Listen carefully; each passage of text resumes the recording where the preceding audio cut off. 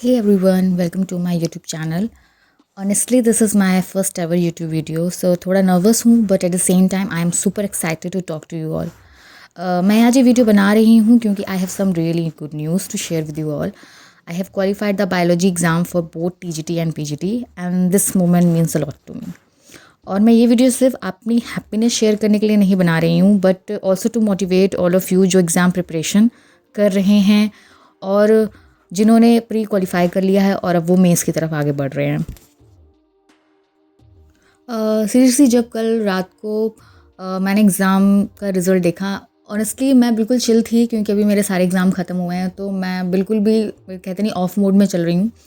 तो one of my friend messaged me कि result आ गया है और जाके देखो, तो मुझे यकीन नहीं हुआ। तो एंड सेकेंडरी चीज़ ये थी कि मुझे उम्मीद नहीं थी कि मैं पास होंगी क्योंकि जो रिज़ल्ट था मैंने सब्जेक्ट बहुत अच्छा किया था नो डाउट, बट लैंग्वेज में मेरा 0.5 से रुक रहा था और जिसकी वजह से मैं बहुत ही डिसपॉइंटेड थी और कहीं ना कहीं डिप्रेस्ड भी थी और इसीलिए मैंने आंसर की वगैरह भी चेक नहीं की थी। तो मुझे उम्मीद नहीं थी, मुझे लगा था कि कोई शायद मिरेकल ही होगा जो मुझे बचा पाएगा। एंड ट्रस्ट मी गाइस, वो मिरेकल ही था। मुझे सिर्फ 0.5 मार्क्स चाहिए थे कि मैं लैंग्वेज क्वालिफाई कर लूँ ताकि मेरा प्री निकल जाए, और वैसा ही हुआ। जब मैंने रिज़ल्ट अपना देखा तो फ्यू सेकंड के लिए मुझे बिलीव ही नहीं हुआ था कि क्या हो गया ये। मतलब मैं बिल्कुल मतलब शॉक में थी, मतलब कि कहते नहीं कि मतलब जो आपने एक्सपेक्ट नहीं किया वो हो गया। And there was a happiness, relief, और ऑनेस्टली थोड़ी सी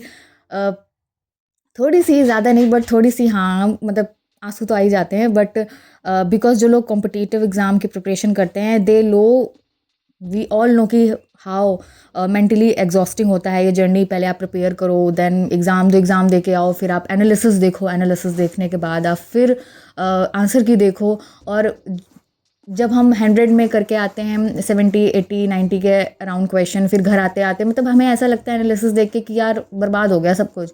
और यही मेरे साथ हुआ था। ये जर्नी बिल्कुल इजी नहीं थी, कभी कॉन्फिडेंस हाई होता है और कभी बिल्कुल सेल्फ डाउट आ जाता है, और मेरे साथ तो बिल्कुल ही यही हुआ था कि जब मैं एग्ज़ाम दे के आई और जब मैंने एनालिसिस देखा तो सब कुछ सही था, और जब मैंने लैंग्वेज का पोर्शन देखा तो मैं बिल्कुल कहते नहीं, बिल्कुल मेरा जो कॉन्फिडेंस था वो बिल्कुल बेकार हो गया। और फिर मेरा KVS एनवीएस का भी एग्ज़ाम लगा हुआ था और मेरा बिल्कुल भी पढ़ने का मूड नहीं करता था, लेकिन मैंने खुद को संभाला और मैंने कहा कि ठीक है, जो हो गया हो गया। 0.5 ही चाहिए था मुझे। और फिर जब आंसर की आई तो बहुत से लोगों ने कहा कि बहुत सारे क्वेश्चन AMRS के आंसर की में गलत दिए हुए हैं, तो मैंने आंसर की भी चेक नहीं की। और मैंने कहा कि मैंने गॉड के ऊपर पूरी तरह छोड़ दिया कि जो होगा अच्छा होगा मेरे लिए। अगर मैंने उतनी मेहनत की है, मैंने अपना 100% दिया है, तो definitely God will support me, और वैसे ही हुआ। और मैं उन लोगों से ये कहना चाहूँगी जिनका भी प्री क्वालिफाई हुआ है, congratulations to all of you.